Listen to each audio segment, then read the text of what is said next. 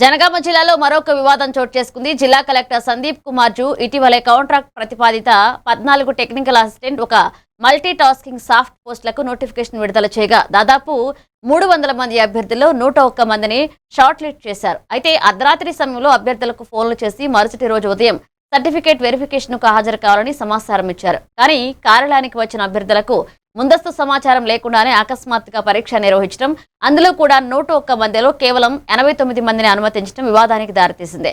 మిగతా అభ్యర్థులను పరీక్షకు అనుమతించకపోవడంతో వారు తీవ్ర ఆగ్రహాన్ని వ్యక్తం చేశారు. అధికారులు కలెక్టర్ కుమ్మక్కై పోస్టులు అమ్ముకున్నారని, డబ్బులు ఇచ్చిన వారిని పరీక్షకు అనుమతించారని ఆరోపించారు.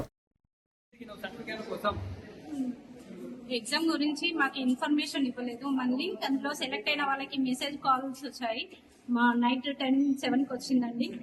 మేము ఇక్కడికి వచ్చినాక కూడా మమ్మల్ని లోపలికి అలౌ చేయలేదు.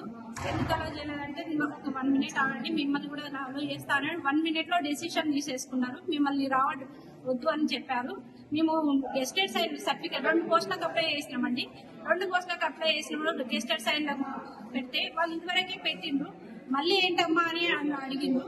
మళ్ళీ ఇప్పుడు నేను పోతే వాళ్ళకి నా ముఖం ఎట్లా చూపించుకోవాలి సార్, మళ్ళీ గెస్టెడ్ సైడ్ కావాలంటే ఇంకా రాలేదు జాబ్ అని అంటారు. ఏంటి సార్ ఇది? కలెక్టర్ అంటే ఫస్ట్ రోజు వచ్చిన రోజే బదిలీ చేశారు. మంచి కలెక్టర్ వచ్చిండ్రు, న్యాయం జరుగుతుందని అనుకున్నాం. కానీ ఇక్కడికి వచ్చినా కూడా పారదర్శకత ఈ జాబ్ లో లేదు. Thank you. నెంబర్ కాల్ చేస్తే ఎంప్లాయ్మెంట్ చేయమని